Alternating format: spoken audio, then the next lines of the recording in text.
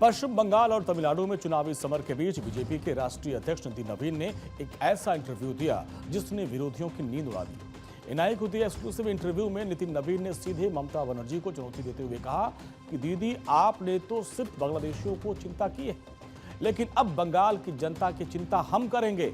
और इसके साथ उन्होंने राहुल गांधी से लेकर क्षेत्रीय शत्रुओं तक तीखा हमला बोला। नितिन नवीन का दमदार इंटरव्यू की बड़ी बातें हैं, वो आपको बताते हैं। बंगाल पर हुंकार भरी और कहा कि हम पूर्ण बहुमत के साथ बंगाल में सरकार बनाने जा रहे हैं। ममता बनर्जी पर जोरदार निशाना साधा और कहा कि दीदी ने सिर्फ घुसपैठियों की फिक्र की, हम जनता की फिक्र करेंगे। राहुल गांधी पर भी जोरदार तंज किया और कहा कि राहुल गांधी के ज्ञान का अध्ययन बहुत कम है, कांग्रेस की विचारधारा ही सबसे बड़ी चुनौती है। तमिलनाडु का समीकरण की भी बात कही, कहा कि अन्नामलाई से कोई नाराजगी नहीं है, वहां बदलाव तय है।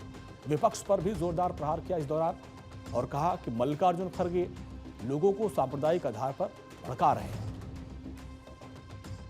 देखिए, तीनों राज्यों को अगर आप देखें, सबसे पहले अगर बंगाल की बात करें, बंगाल में 2016 में हम कहाँ थे और 2021 में हम कहाँ थे, और जिस प्रकार से लगातार वहाँ पर की परिस्थितियाँ विपरीत अलग तरह की हैं। राजनीति प्रतिस्पर्धा अलग है, राजनीति के रंजिश के रूप में अगर नज़र आता है तो वो बंगाल में नज़र आता है, और उसके बावजूद भी हमारा लगातार ग्रोथ हो रहा है और 38% पे वोट पे हम पहुँचे हैं। तो निश्चित रूप से आज के डेट में हम ही फर्स्ट कंटेंडर हैं उस टीएमसी और बीजेपी के इन फाइटिंग में। अगर आप देखते हैं तो मैं मानता हूँ कि बंगाल में लगातार बीजेपी ने अपनी जड़ें मजबूत की हैं और इस बार तो हम निश्चित रूप से वहाँ सरकार बनाने जा रहे हैं। वो तो कहते हैं कि आप एसआईआर के नाम पर आप ध्रुवीकरण की राजनीति कर रहे हैं, मुसलमानों का नाम काट रहे हैं आप। लेकिन जहाँ तक एसआईआर की बात है, एसआईआर में तो हिंदू का भी नाम कटा है, लेकिन जो बांग्लादेशी, जो मुसलमान बांग्लादेश से आकर यहाँ पर अपना नागरिकता लेने का प्रयास करेगा या उस प्रकार से खेल खेलेगा तो निश्चित रूप से उस पर कार्रवाई हो रही है। आने वाले समय में और कड़ी कार्रवाई होगी।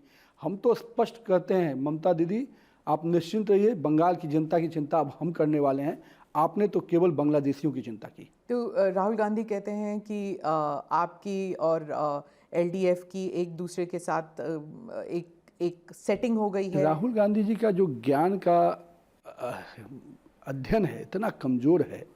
अगर आप देखिए कि इसी एलडीएफ और यूडीएफ का कम्बिनेशन देश भर में बंगाल में चुनाव लड़े, पिछला चुनाव 7 में 10 वर्षों तक दिल्ली में सरकार चलाए, उन्हीं के समय की सरकार थी। बगल के तमिलनाडु में अलायंस में रहते हैं। तो मेरा ये मानना है कि ये बातें किसको बता रहे हैं।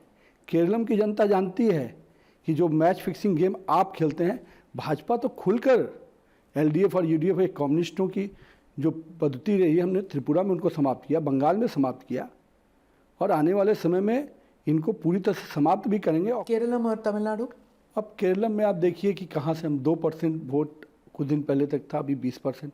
अभी हमने लोकल बॉडी चुनाव में जिस प्रकार से मेयर, तिरुवनंतपुरम जैसे बड़े सेंटर पे हमारा बनना, और कहीं ना कहीं इस बार जो चुनाव है, मैं मानता हूँ कि बीजेपी के जो बहुत लंबे समय तक एलडीएफ यूडीएफ की मैच फिक्सिंग गेम चलती थी, उससे इस बार केरलम की जनता बाहर आना है। क्या वो अन्नामलाई नाराज हैं? कहीं कोई नाराजगी नहीं है। मैं तो कह रहा हूँ कि कल भी कैंपेन में भाग लिया था। और दूसरी बात कि पार्टी एज ए होल लड़ती है और आज हमारा स्वरूप हम 27 सीटों पे वहाँ लड़ रहे हैं, तो निश्चित रूप से हमारा बड़ा दल वहाँ पे AIADMK है और हम बाकी सभी दलों को हम लोगों ने सम्मानपूर्वक जोड़ा है। और मेरा ये मानना है कि एनडीए एज ए फ्रंट वहाँ लड़ रहा है और इस बार तमिलनाडु भी आपको आश्चर्यचकित करेगा। डीएमके का जो करप्शन है और जो तुष्टीकरण की राजनीति डीएमके ने की है वहाँ पर, निश्चित रूप से इस बात को करारा जवाब मिलने वाला है। शब्दों की मर्यादा के बारे में आप कह रहे हैं तो मैं ये ज़रूर पूछूंगी कि मल्लिकार्जुन खड़गे ने कहा कि अगर आप नमाज पढ़ रहे हैं, कुरान में लिखा है, उन्होंने कहा कि अगर आप नमाज पढ़ रहे हैं और कोई जहरीला सांप आ जाए तो आप नमाज को रोक के जहरीले सांप को आपको मार देना चाहिए, और बीजेपी और आरएसएस जो है वो जहरीला सांप है। अब हम सोच सकते हैं कि 2 दिन पहले का उनका बयान और आज का बयान, मतलब कल का ही बयान, जो 2 दिन लगातार जो उनके बयान आ रहे हैं, पूरी तरह से सांप्रदायिक रूप से लोगों को उकसाने का काम करना।